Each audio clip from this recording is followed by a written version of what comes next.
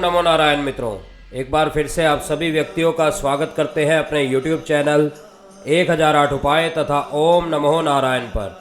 मित्रों, आज की इस वीडियो के माध्यम से मैं आपको बताने वाला हूं कि किस प्रकार से आप उल्लू के नाखून का इस्तेमाल करके किसी भी प्रकार के शत्रु को सजा दे सकते हैं। उल्लू के नाखून का इस्तेमाल करके किस प्रकार से आप अपने धन में, अपने कार्य में वृद्धि ला सकते हैं, किस प्रकार से आप अपने दुर्भाग्य का नाश कर सकते हैं और किस प्रकार से आप किए कराए काले जादू और भी अन्य जो नज़र दोष होती है हमारे जीवन में, उन सभी नज़र दोषों से भी बच सकते हैं।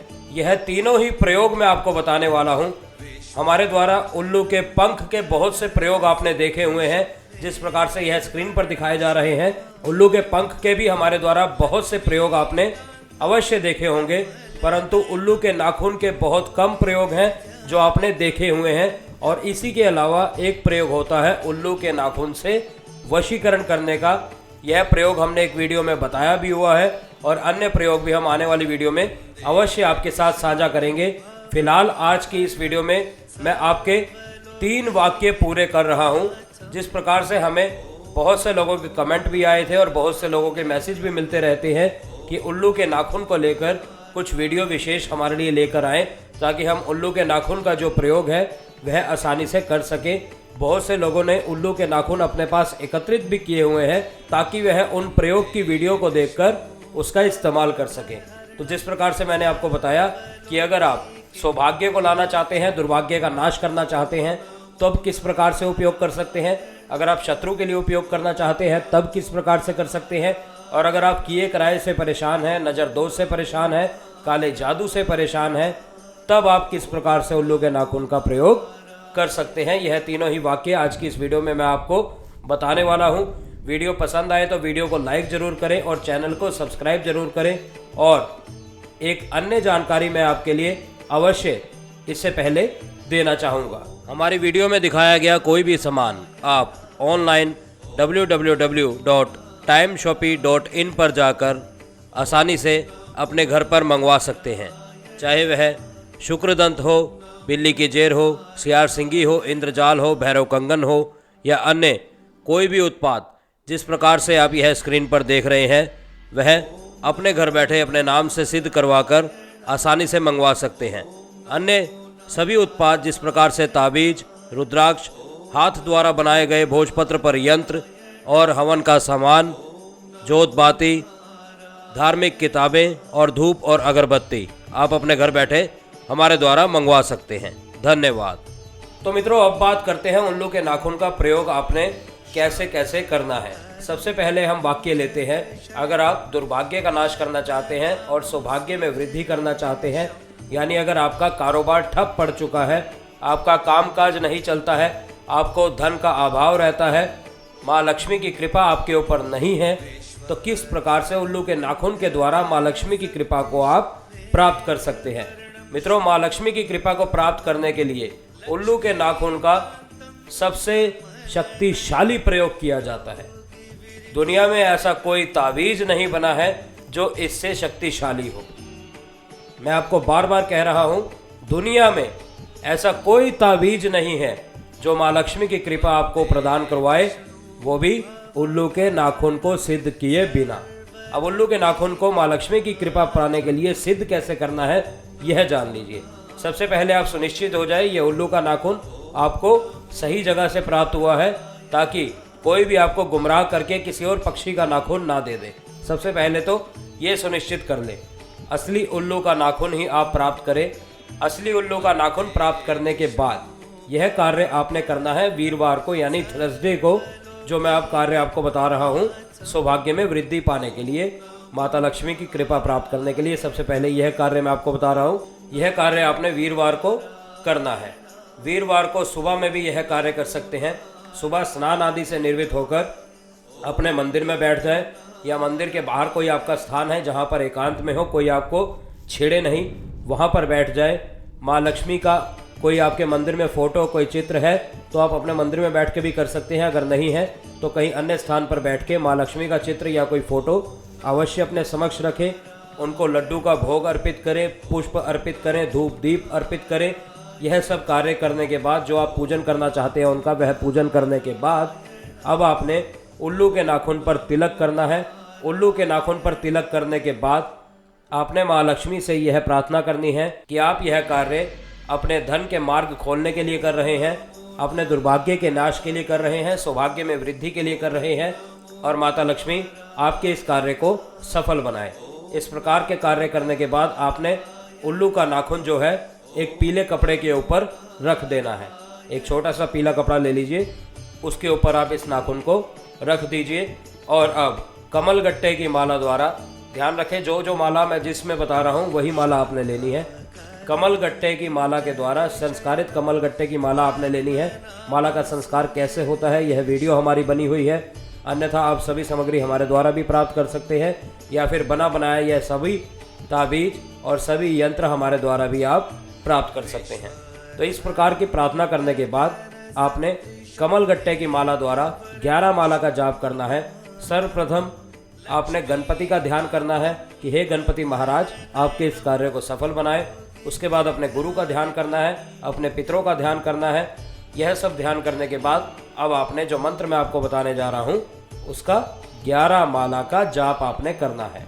इसमें जो आपकी दिशा रहने वाली है वह पूर्व या उत्तर, 2 दिशा है आपके पास। दोनों में से कहीं पे भी मुख करके बैठ सकते हैं। पूर्व में मुख करके बैठ जाइए या उत्तर में मुख करके बैठ जाइए, दोनों ही आपकी दिशा इसमें कार्य करेगी। आसन आपका लाल रहने वाला है या पीला रहने वाला है। अब जो मंत्र मैं आपको बताने जा रहा हूँ उसका 11 माला का जाप आपने करना है इस प्रकार से। ओम नमो उल्लुक वाहिनी विष्णु प्रिया भगवती लक्ष्मी देव्ये मम दुर्भाग्य नाशाय नाशाय सौभाग्य वृद्धि कुरु कुरु श्राम श्रम श्रे श्रो फट स्वाहा। ओम नमो उल्लुक वाहिनी विष्णु प्रिया भगवती लक्ष्मी देव्ये मम दुर्भाग्य नाशे सौभाग्य वृद्धि कुरु कुरु श्राम श्रम श्रे श्रो फट स्वाहा। इस प्रकार से आपने मंत्र का जाप करना है। 11 माला का जाप होने के बाद आपने माँ लक्ष्मी से हाथ जोड़कर विनती करनी है कि आपके इस जाप को सफल बनाए, और उसके बाद उस उल्लू के नाखून को किसी भी इस प्रकार के ताबीज में डालकर ताबीज को बंद कर देना है, और पीले धागे से, ध्यान रखें, पीले धागे की सहायता से आपने वह ताबीज धारण कर देना है। पूर्ण विश्वास के साथ धारण करिए मित्रों, आपका यह विश्वास टूटेगा नहीं, यह मैं वादा करता हूं आपसे। अगर उल्लू का नाखून आपका ओरिजिनल है, आपने कार्य एकदम सही किया है, तो आप विश्वास रखिए यह नाखून आपको उस बुलंदियों तक ले जाएगा जिस बुलंदियों तक पहुंचने की आप कामना रखते हैं। और यही नाखून आपके दुश्मन को भी बर्बाद कर सकता है। वह कैसे कर सकता है, अब उसके बारे में जान लेते हैं।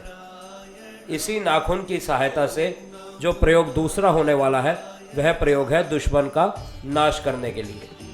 अगर आपका शत्रु आपको परेशान कर रहा है, आपको कहीं पर आगे बढ़ने नहीं दे रहा है, आपको जगह जगह पर परेशानी दे रहा है, तो किस प्रकार से आपने एक उल्लू का नाखून लेना है। यह कार्य जो मैं आपको बताने जा रहा हूँ यह आपने शनिवार को करना है। ध्यान रखें, जो पहले वाला कार्य था वो आपने वीरवार को करना था, परंतु यह जो कार्य है यह आपने शनिवार को करना है। शनिवार रात्रि में आपने इसी प्रकार उल्लू का नाखून लेना है। इसमें आपने माता लक्ष्मी की तस्वीर बिल्कुल भी नहीं रखनी, ना ही कोई अन्य तस्वीर रखनी है। आपको रखना है केवल और केवल एक दीपक, एक मिट्टी का दीपक आपने प्रज्वलित करना है सरसों के तेल के द्वारा। दक्षिण मुख होकर किसी भी लाल आसन पर आपने विराजमान हो जाना है, और संस्कारित रुद्राक्ष की माला द्वारा यह जाप करना है जो मंत्र जाप मैं आपको बताने जा रहा हूँ। लेकिन उससे पहले जो उल्लू का नाखून आपने लिया है उसको तिलक करके जलते हुए दीपक में आपने छोड़ देना है।